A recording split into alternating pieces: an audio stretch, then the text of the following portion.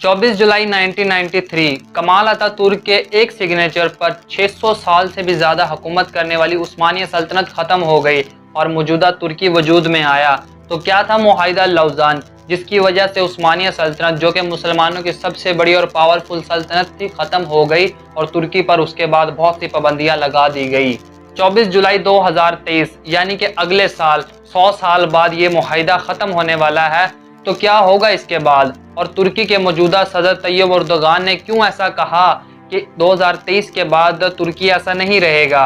क्या फ़ायदा होगा इस्लाम और मुसलमानों को इस मुआहिदे के बाद? ये सब कुछ जानेंगे आज की इस दिलचस्प और हैरत अंगेज़ वीडियो में। तो चलते हैं हिस्ट्री की गहराइयों में।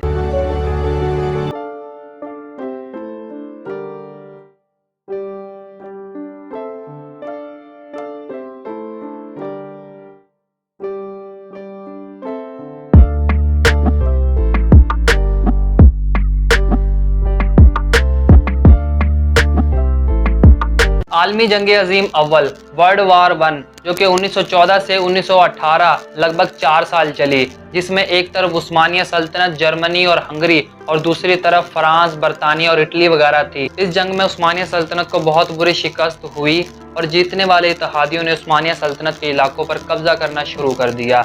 यहाँ पर आपको बताता चलूँ कि जो तुर्की है, उस वक्त तुर्की नाम का कोई भी मुल्क एग्जिस्ट ही नहीं करता था और उस्मानिया सल्तनत को कोई भी मानने को राज़ी नहीं था कि उस्मानिया सल्तनत कोई भी अब एग्जिस्ट करती है, जो कि इतने सारे इलाके पर अभी भी हुकूमत करती है। तो मजबूरन 6 साल की बहस के बाद कमाल अतातुर्क को ये मुआहिदा लौज़ान मानना ही पड़ा। इसकी सबसे बड़ी वजह ये थी कि कमाल अतातुर्क के लिए अब मुमकिन नहीं था कि उस्मानिया सल्तनत के इतने बड़े इलाकों पर दोबारा से कंट्रोल करे या टूटी हुई उस्मानिया सल्तनत को फिर से इकट्ठा करे। ये सब नामुमकिन था क्योंकि जीतने वाले इत्तेहादियों ने उस्मानिया सल्तनत के इलाकों पर कब्जा करना शुरू कर दिया था। अगर कमाल अतातुर्क मुआहिदा लौज़ान को ना मानते तो शायद जो आज तुर्की हमारे सामने है ये भी ना होता। मुआहिदा लौज़ान को मानने से कमाल अतातुर्क को बहुत से फ़ायदे होने वाले थे, जिसमें से एक ये भी था कि दुनिया उस्मानिया सल्तनत के नाम से ना सही, लेकिन तुर्की एक नई कंट्री के नाम से तुर्कों को ज़रूर जानेगी।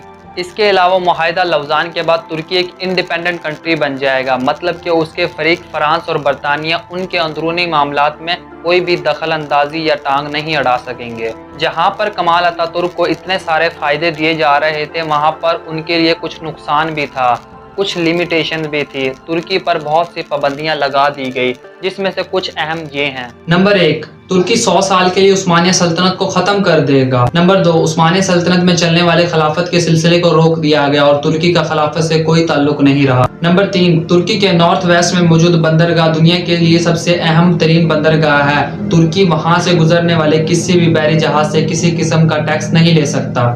नंबर 4, तुर्की पर सबसे बड़ी पाबंदी ये लगाई गई कि तुर्की अपने मुल्क के अंदर का पेट्रोल, गैस वगैरह रिसोर्सेज को नहीं इस्तेमाल कर सकता। 24 जुलाई 2023 ये मुआहिदा लौज़ान ख़त्म हो रहा है। उसके बाद तुर्की दुनिया के सामने मुसलमानों की सबसे बड़ी और पावरफुल सल्तनत बनकर सामने आएगा।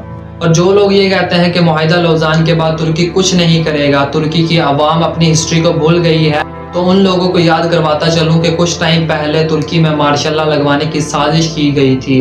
अब की किस मुल्क ने थी ये तो अल्लाह ही जानता है, लेकिन वहाँ की आवाम रोडों पर आ गई और सब ने तैयब एर्दोगान का साथ दिया। और तैयब एर्दोगान के बारे में आपको पता है, वो एक सच्चा और पक्का मुसलमान है। आज भी उसको अपनी हिस्ट्री याद है, आज भी वो हिजाज मुकद्दस से उतना ही प्यार करता है, आज भी वो मुसलमान और इस्लाम से उतना ही प्यार करता है। इसके अलावा हाल ही में पूरी दुनिया में दिखाए जाने वाले तुर्की के उस्मानिया सल्तनत पर बनाए हुए ड्रामे सिर्फ इंटरटेनमेंट के लिए है?